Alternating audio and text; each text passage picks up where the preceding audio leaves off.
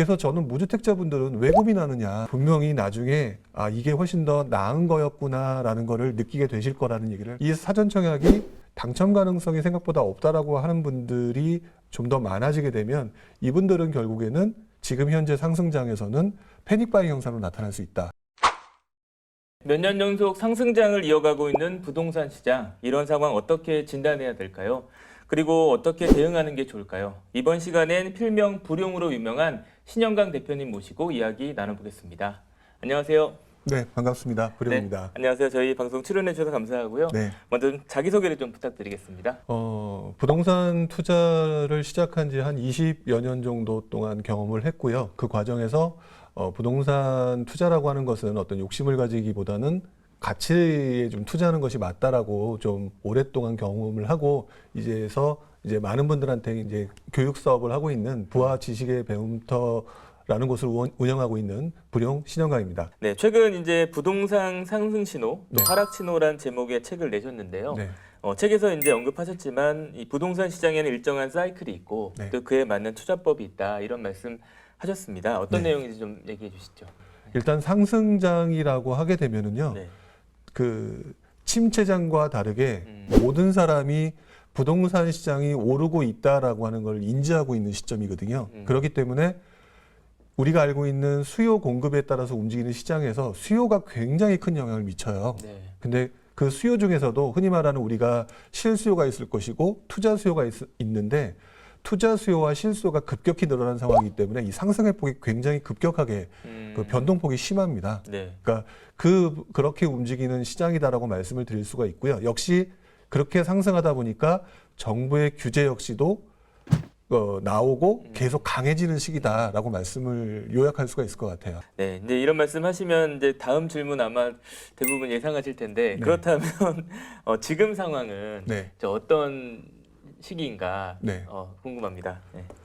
저는 지금 현재 상황의 시기는 저는 이제 원래 그 책 내용에서는 이렇게 정리를 했었어요. 네. 상승기 다음에는 확산기가 있고요.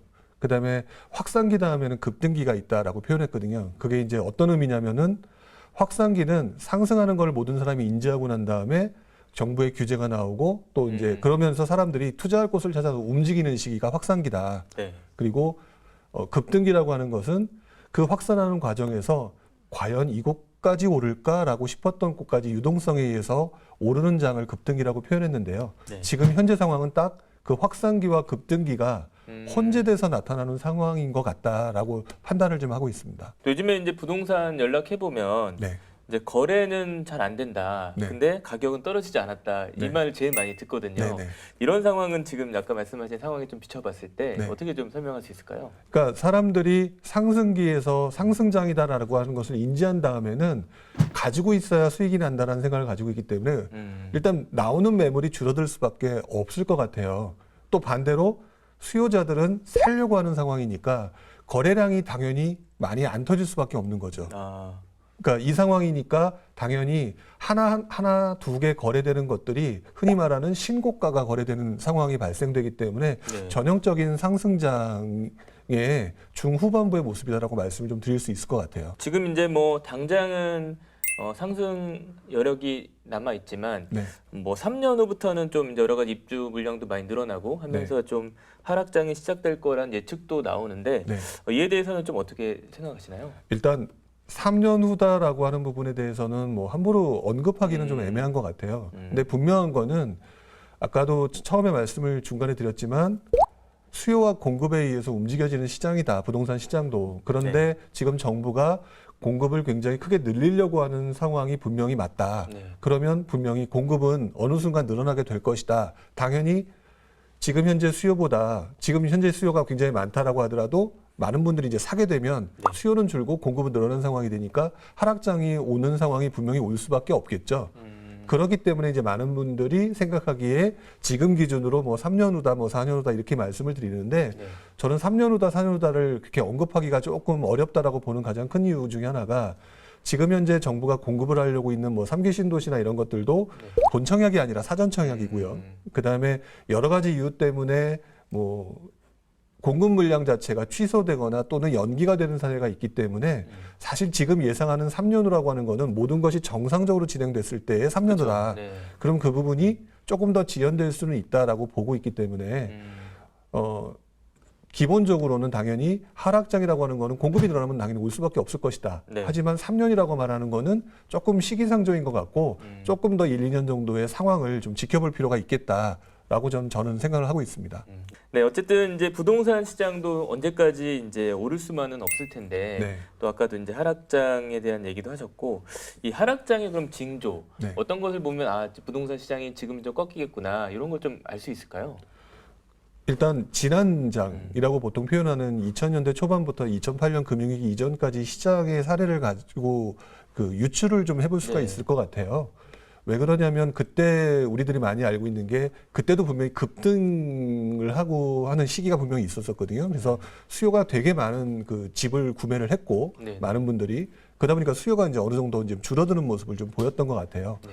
그러면서 나타났던 대표적인 현상이 수요가 이제 줄어드는데 공급은 이제 점차 늘어나는 상황이 오니까 청약 시장이 약간 흔들리기 시작했던 것 같아요. 그래서 청약 시장이 흔들리면서 청약 시장의 양극화가 나타났고요. 일종의 입지가 좋은 곳은 청약 경쟁률이 여전히 좋지만 그렇죠. 외곽 지역 같은 경우는 청약 경쟁률이 급격히 떨어지면서 이곳에서 이제 외곽 지역에서부터 미분양이 늘어나기 시작했던 것 같아요. 네. 이 과정이 어느 정도 이제 몇 개월이 이어지니까 결국 미분양의 증가라고 하는 형식으로 나타났고 그래서 저 같은 경우는 가장 중요하게 봐야 될 부분은 수요가 지금 현재 급격히 늘어났던 수요가 줄어든다라고 하는 신호를 보기 위해서는 청약 경쟁률의 감소, 그 이전엔 청약의 양극화, 그러니까 청약의 양극화, 그다음에 청약 경쟁률의 감소, 그다음에 미분양의 증가라고 하는 이런 그 순차적인 어떤 효과들이 나타나게 되면 아 이거는 동력이 떨어졌다라고 보는 게 맞다라고 보여지고요.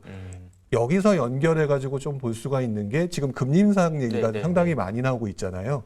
금리를 인상을 하게 되면 당연히 내가 부담해야 되는 자금이 부담이 좀 늘어나기 때문에 네, 그렇죠. 네. 당연히 사람들이 그 집을 살려고 하는 수요 역시 줄어들 수밖에 없고 그렇게 되면은 그 금리 인상 폭이 이 부분을 굉장히 가속화시킬 수는 있을 것이다. 그래서 저는 지금 말씀드렸던 이 몇 가지를 좀 유념해서 보신다면 어느 정도 이제는 동력이 많이 떨어져서 하락의 가능성이 있겠구나라고 판단할 수 있다. 이렇게 판단을 하고 생각을 하고 그동안 계속 보고 있었습니다.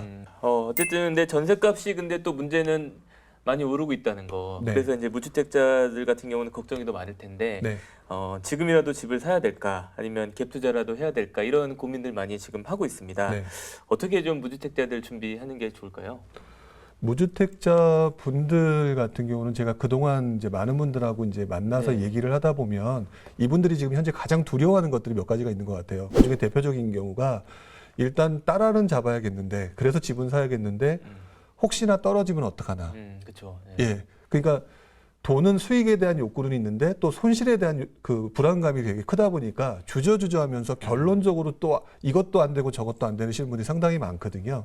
근데 그런 분들한테는 제가 꼭 말씀을 드리고 싶은 것 중에 하나가 뭐냐면 좀 전에 하락장이 올 수도 있다, 온다 뭐 이렇게 말씀을 드렸지만 그 하락장이 온다 하더라도 우리가 생각하는 것처럼 뭐 많은 분들이 이제 오해하시는 것 중에 하나가 일본의 폭락 뭐 이렇게 하면서 굉장히 크게 떨어지는 그렇죠. 네. 많이 그것들을 비유를 하시고 걱정을 하시는데 일본의 사례는 굉장히 특별한 사례라고 저는 생각을 해요. 그래서 하락장이 오더라도 자신이 감당할 수 있는 정도의 수준이면 사실 손해라고 하는 게 내가 상가격보다 떨어졌기 때문에 명목 손실이다. 하지만 내가 팔지 않으면 실제 손실이 아니고 나는 거주의 만족도를 만족시킬 수 있다. 그렇기 때문에 저는 그분들한테는 일단은 그렇다라고 한다면 내가 감당할 수 있는 수준 내에서 사려고 한다면 오히려 그게 부동산 시장을 보는 눈도 생기고 그리고 떨어졌을 때 왜 떨어졌을까? 내가 무엇을 잘못했을까라고 고민하면서 또다시 부동산 시장에 대한 공부 그렇게 되면 다음번에 그리고 또 돌아오는 또 상승장은 또 한 번 상승장으로 인해서 그 떨어졌던 그 명목 손실이 고스란히 회복됨과 동시에 또다시 더 올라갈 수 있거든요. 네네. 그래서 저는 무주택자분들은 왜 고민하느냐. 어차피 명목 손실이니까 네. 당신이 감당할 수 있는 수준 내에서 분명히 하시면 분명히 나중에 이게 훨씬 더 나은 거였구나라는 거를 느끼게 되실 거라는 얘기를 항상 말씀을 드립니다. 마찬가지로 이제 그 무주택자 말고 갈아타고 싶은 1주택자가 있을 것 같아요. 네. 이 사람들은 좀 어떻게 하는 게 좋을까요? 1주택자분들 같은 경우는 지금 우리가 그동안 지난 몇 년간 보셨겠지만 확실히 입지가 좋은 곳이 정말 많이 오르더라라고 하는 것을 아마 피부로 많이 느끼셨을 것 같아요. 네. 근데 그 와중에 그 입지가 좋은 곳조차도 뭐 정부의 규제라든지 기타 여러 가지 이유로 인해서 조정을 받는 시점이 분명히 있습니다. 그래서 저는 1주택자라고 한다면 예를 들어서 뭐 남편의 회사 출근 또는 자녀의 학군 이런 부분들에 대해서 크게 움직여지지 않는 그런 거에 큰 부담이 없다라고 한다면 네.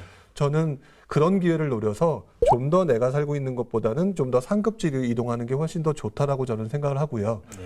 그러면 그분들은 뭐 단기적으로 뭐 엄청난 수익을 내겠다라기보다는 안정적으로 상급지로 이동하고 그렇게 되면은 그 상승장 때 얻을 수 있는 수익을 조금 더 크게 볼 수 있는 부분이기 때문에 이분들은 저는 상급지 이동이라고 하는 거를 장기 목표로 두고 네. 그리고 난 다음에 계속 눈여겨보고 그 지역의 조정이라든지 상황에 맞춰서 그 단계별로 그 업그레이드하는 과정을 거쳤으면 좋겠다 이렇게 말씀을 좀 드리고 싶어요. 네, 마지막으로 이제 보유세 지금 폭탄 때문에 걱정을 하고 있는 이 네. 다주택자들 네. 어떻게 좀 뭐 지금 6월 전에 이제 많이 매물이 나올 거라 기대했지만 그렇지는 않은 것 같은데 네네. 이후에 좀 이런 다주택자들은 어떻게 좀 대응을 하는 게 좋을까요? 일단 지금 다주택자들의 분위기가 일단 한번 버텨보자라고 하는 부분으로 거의 이제 결론이 나고 있는 듯한 느낌이 들고요.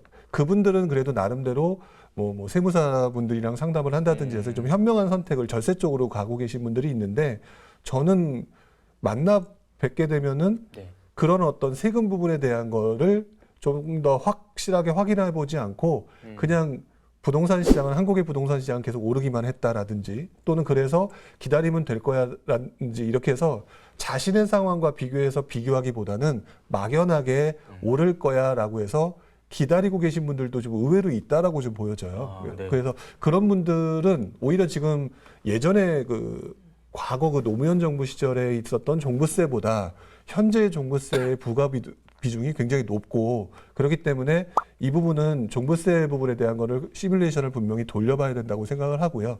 그리고 난 다음에 과도하게 지금 보유하고 있다라고 한다면 이분들은 1, 2년 사이에 굉장히 힘든 상황이 올 수도 있다고 보여지거든요. 그러면 나름대로는 이분들은 리빌딩이라고 해서 네. 다시 그 포트폴리오를 좀 재조정을 하거나 또는 부담되는 부분을 좀 정리하고 사실 나중에도 또 기회가 있는 거니까 네네. 그렇게 하시는 게 훨씬 더 이분들한테 유리하실 거다라고 저는 항상 말씀을 좀 드리고 있어요. 네, 좋습니다. 마지막으로 좀 올해 하반기 좀 예상되는 네. 부동산 시장 변화 어떤 게 있을까요? 아직까지도 많은 분들이 상승장이다라고 생각을 하고 있고 이 상승장이기 때문에 집을 구매하려고 하는 사람들이 많은데 매물은 줄어들고 있거든요. 그러니까 이 매물이 줄어들고 있다는 상황은 가격의 상승 가능성을 다시 한번 보여줄 수 있다라고 하는 측면에서 조금 더 지켜봐야 된다고 말씀을 드리는 거고요. 네. 두 번째로는 지금 현재 그렇게 매물이 줄어들다 보니까 전세 가격의 움직임이 최근 몇 주 사이에 조금 변하는 느낌이 나오는데